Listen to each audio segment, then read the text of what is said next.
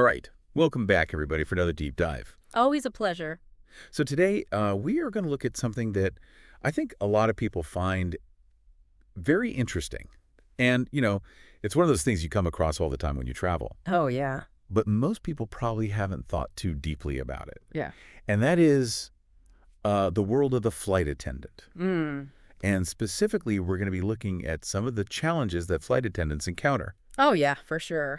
in the air, Hmm. at 30,000 feet when you're crammed in this metal tube Right. with a couple hundred other people. Yeah. And, I think we all have our own ideas about what that job is about and For sure. what it takes. Right. But we're going to dive a little deeper today and look at, Sure. what are some of the challenges that they face in assisting passengers with a variety of needs. Absolutely. And specifically, we'll look at things like, what does it take to assist elderly passengers or disabled passengers? We'll look at the world of babies on board. Oh, babies. Because let's be honest, that can be That's a whole other thing. a whole other ball of wax. It is. It is.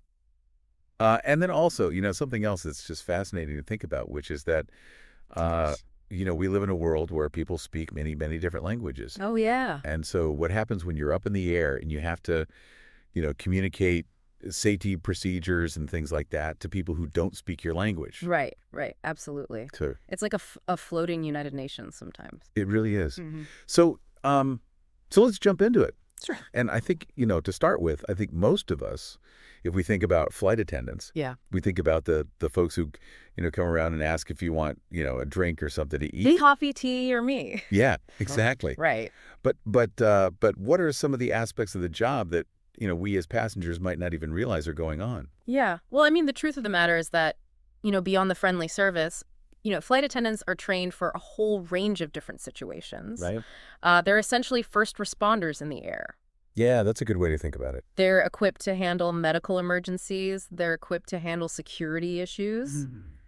Oh, And of course, they're also trained to assist passengers with all kinds of needs. Right. So it really is much more than just the sort of superficial things we see as passengers. Yeah, and like I said, assisting elderly passengers or disabled passengers, what does that entail beyond just like helping somebody to their seat, Well, it's really about recognizing that, each individual has specific needs and preferences. Right. For example, airlines often use a CARES harness system. A CARES harness system. You ever heard of that? I have not, no. It's really fascinating. So it's this harness that is designed to help disabled passengers move safely and comfortably. And flight attendants are specifically trained on how to use this harness system in a way that is respectful. Yeah. And ensures that the passenger feels secure and not embarrassed.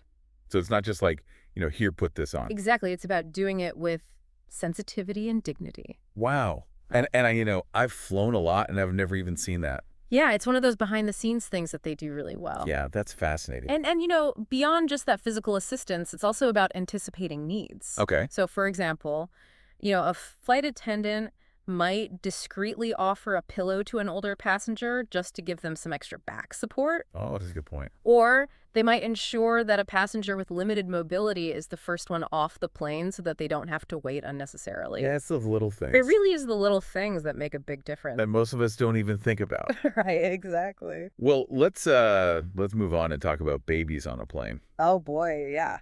because that's I think everyone has a story about that. Everybody has a story, either as a passenger or as a parent. Right. It can be challenging. So what are some of the things that, flight attendants have to kind of be prepared for when you've got, a plane full of people and you've got babies crying and all of that? Well, babies on a plane are just a whole other level of adventure, let's be honest. They're dealing with ear pressure, they're in unfamiliar surroundings, their routines are all disrupted.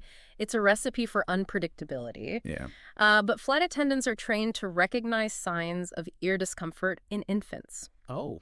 And often they'll carry special eardrops that can help alleviate that pressure during takeoff and landing. Wow, I did not know that. Yeah, it's one of those things that, they try to be prepared for because they know how uncomfortable it can be for those little ones. That makes sense. Yeah. Yeah, it's not just about, keeping the baby happy, but it's like they're actually going through something physical. Exactly. It's a physiological thing. Yeah. So you got to have some empathy for that. But, I imagine there are also times where it's just really difficult to meet everybody's needs at the same time. Oh, for sure. So how do flight attendants prioritize in those situations? Well, it's a constant balancing act. Yeah. They have to assess each situation individually and really make judgment calls. Right. Obviously safety is always the top priority. Of course. But beyond that, it's about managing expectations. Oh. Trying to find solutions that work for as many people as possible. Right. Sometimes that means, having a quiet word with a frustrated passenger or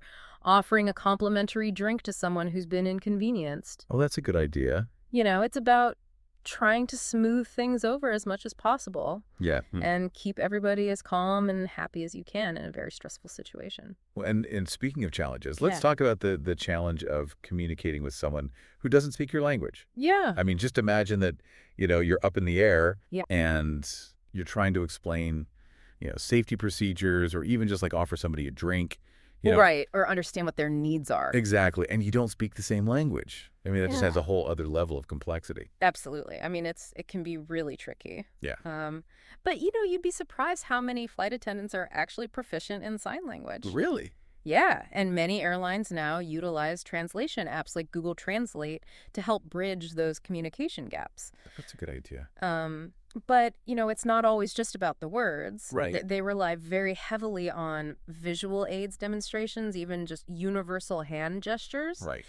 Things that transcend language. So like pointing and things like that. Exactly. Pointing, smiling, using your hands to kind of act things out. Right. It's really quite remarkable how much they can communicate without actually speaking the same language. Well, and what happens when it's like a real emergency, Right. When it's like, this is serious. Mm-hmm.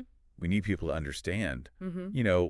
What's going on? Are there like universal signals or procedures or something? Yeah, absolutely. I mean, in emergencies, clarity and speed are essential. Right.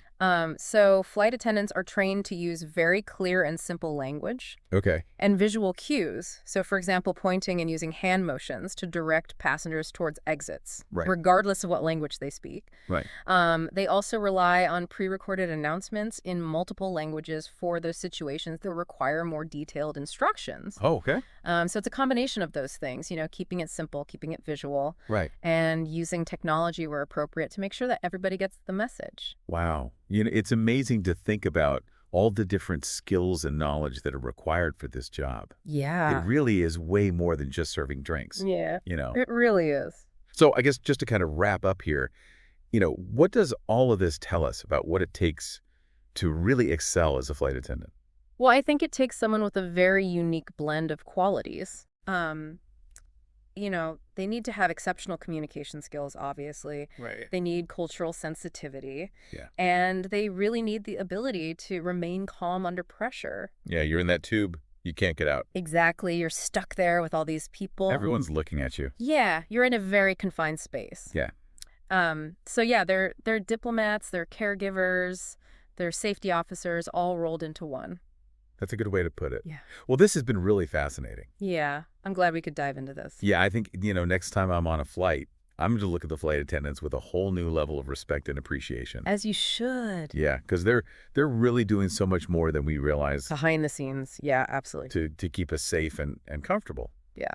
So thanks, everybody, for joining us on this deep dive into the world of flight attendants. Yeah, thanks for having me. And I'll just leave you with one final thought. Next time you're on a flight, just take a moment to think about, what other behind-the-scenes aspects of air travel Yeah. might we be overlooking. It's a fascinating world to explore. It is. So until next time, safe travels, everybody. Safe travels. Thanks for listening. Bye.